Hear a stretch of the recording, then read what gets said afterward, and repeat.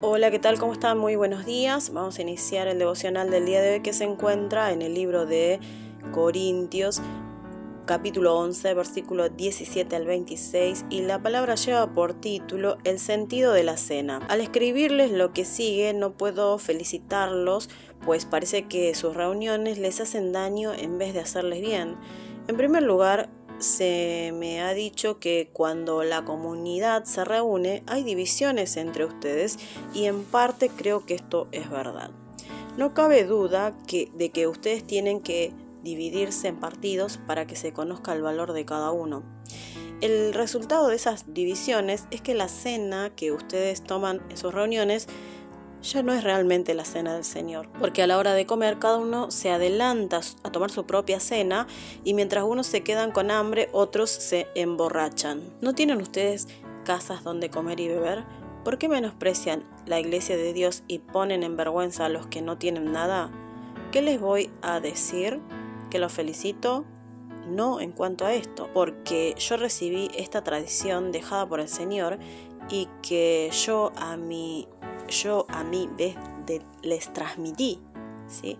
Que la misma noche que el Señor Jesús fue traicionado, tomó en sus manos pan y después de dar gracias a Dios, lo partió y dijo: esto es mi cuerpo que muere en favor de ustedes, hagan esto en memoria de mí. Así también, después de la cena, tomó en sus manos la copa y dijo: esta es la alianza, la nueva alianza confirmada con mi sangre.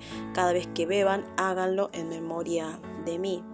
De manera que hasta que venga el Señor, ustedes proclaman su muerte cada vez que comen este pan y beben esta copa. Pablo reprende al oír que hay divisiones a la hora de tomar la Santa Cena. Cada uno se adelanta a tomar su propia cena, dejando con hambre a algunos y a otros se embriagan en la cena. El pan y el vino simbolizan el cuerpo y la sangre de Cristo.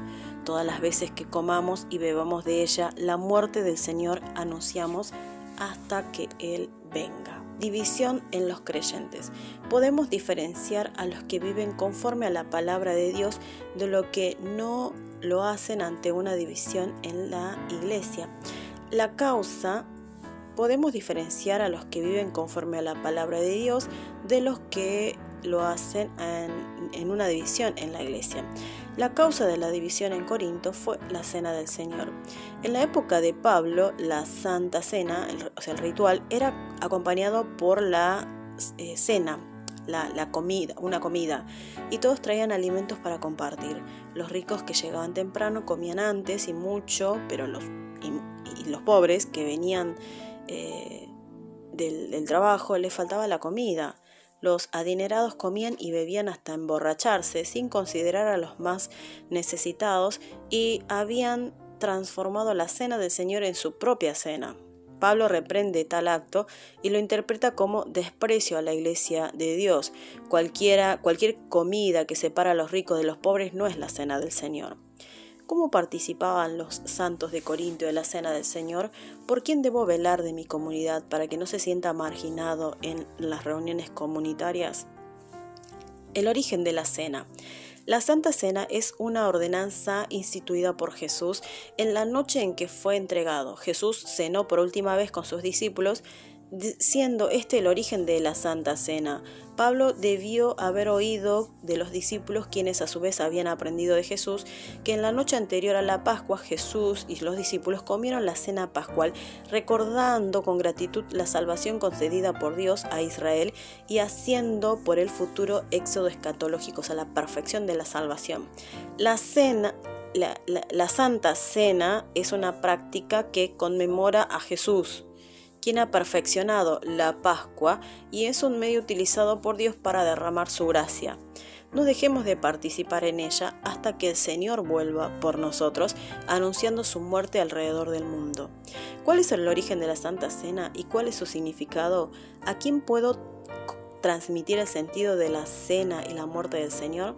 Señor, perdóname por las veces que he participado de la Santa Cena solo como un ritual. Restáurame el gozo de la salvación y agradecimiento por tu gracia redentora. Permíteme que cada comunión con mis hermanos no sea una oportunidad para demostrar que sea una oportunidad para demostrar el amor de Jesús en la cruz. Bendice a mi iglesia para que pueda socorrer a los miembros en situaciones de dificultad económica. Un ensayo para meditar: el amor que entregó vida. Cuando fui a predicar a un pueblo aborigen del estado de Arizona en Estados Unidos, vi a muchas personas con su mirada perdida por las difíciles situaciones que han vivido. Allí le prediqué a una abuela que tenía su mirada vacía y el rostro lleno de arrugas, como si hubiera pasado por todo tipo de aflicciones. Cuando le dije que el Señor la amaba, me cuestionó inmediatamente: ¿y usted cómo sabe eso? Seguramente la frase "el Señor la ama" debe haber causado confusión en ella, quien había luchado toda su vida contra la pobreza, un esposo alcohólico, la soledad que experimentaba a diario separada de sus hijos que estaban presos. Entonces respondí: sé perfectamente que el Señor la ama porque Él se entregó su cuerpo y su vida por usted, y la invité al culto del domingo. Allí aceptó a Jesús y derramó lágrimas que recibió el pan y el vino durante la ceremonia. ¿Cree que el Padre no lo ama por el sufrimiento, la pobreza y el dolor? El Señor nos recuerda a todos que pensamos eso: yo te amo, por eso di mi vida por ti. Dios, quien es el Señor de todas las cosas, entregó todo lo que tenía para salvarnos porque sabe muy bien lo que más necesitamos es vida, y una vida en abundancia. Continuamos con la palabra del día de hoy, que nos lleva a reflexionar una vez más. Y hoy vemos acerca de estos inconvenientes que había en la iglesia de Corinto, ¿no? Sobre todo las divisiones.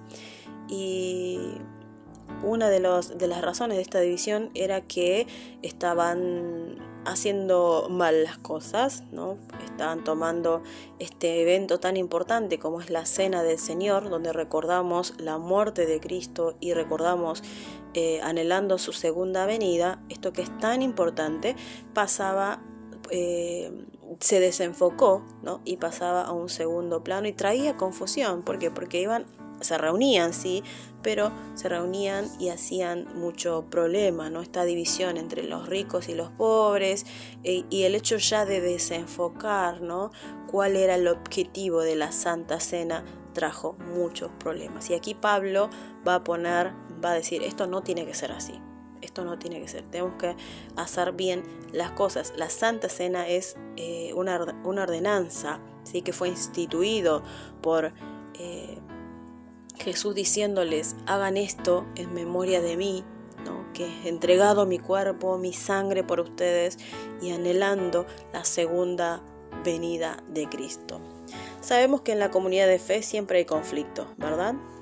Siempre, donde hay dos personas, donde hay dos seres humanos, ya hay conflicto, ¿no? De cualquier índole,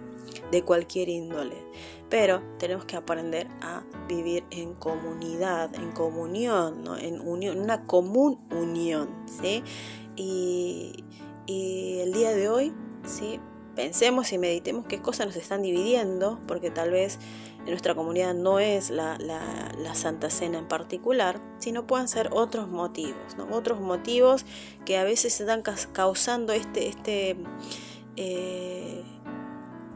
división, en el sentido de que pequeñas cositas, porque a veces nos dividimos por pequeñas cositas, ¿no? Por no me miró bien, no me saludó, le dio, no sé, un poco más a aquel, o esa persona es su favorito y yo no lo soy, etcétera, etcétera, ¿no? Puede ser esas pequeñas cositas que a veces hacen que empiece a haber división. Y queridos hermanos, esto no debe ser así.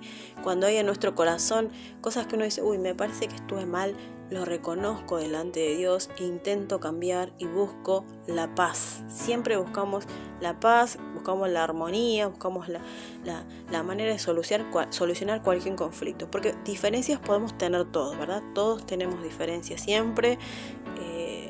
Siempre. Algunos pensamos de una manera porque nuestros contextos, nuestras crianzas fueron diferentes, pensamos diferentes, pero tenemos que unirnos, ¿sí? Esa es la tarea del día de hoy, ¿sí? Unirnos en espíritu, pero también en nuestras mentes, en nuestro cuerpo. Cuando nos reunimos, ¿sí?, podemos tener el espíritu de unidad. aunque seamos muy diferentes, ¿no? Bueno, nuestra iglesia es una iglesia latina, donde hay diferentes nacionalidades, de diferentes provincias, todos tenemos diferentes maneras de un montón de cosas, ¿no? Pero tenemos que tener un solo corazón, porque somos una iglesia y si nos reunimos es para exaltar el nombre de Cristo. La iglesia de Corintios se reunía, tenía que ser para recordar, ¿no? Recordar el sacrificio, recordar la cruz de Cristo y su segunda venida, esperando, anhelando. Ese era el objetivo, no la comida ni el exceso de comida y la borrachera como terminaban estas reuniones, ¿no? Eso no tenía que ser así. Así que el día de hoy vamos a orar por nuestros hermanos, por nosotros mismos, ¿sí? Para que Dios nos dé un corazón siempre de amor, de tolerancia, ¿sí? De saber entender las cosas, de poder solucionar los problemas de acuerdo a la palabra de Dios. Así que vamos a orar el día de hoy. Señor Padre, te damos gracias por tu gran amor, te damos gracias por tu misericordia. Pedimos que tú nos llenes con tu Espíritu Santo. Señor, reconocemos que somos siempre débiles, a veces nos peleamos entre la comunidad de fe por diferentes cositas o pequeñas divisiones. Te pedimos que tú nos cambia nuestro corazón para que juntos podamos tener un solo corazón como somos una familia de fe, Señor. Aunque tengamos muchas diferencias, que solamente podamos mirar tu cruz, Señor, que solamente podamos recordar tu segunda venida, Señor, y que nosotros como comunidad de fe, Señor, podamos estar firmes en la fe, para así seguir mirándote a ti, siguiéndote a ti, Señor. Guárdanos de caer en la tentación de hacer divisiones. Te pedimos que tu gracia el día de hoy nos acompañe. Bendecí a las hermanas que están en sus casas trabajando, bendecí a los hermanos que están en sus trabajos también, bendecí a los chicos que están en la escuela, en la facultad, que sean llenos de tus bendiciones. Oramos agradecidos en tu nombre, Jesús.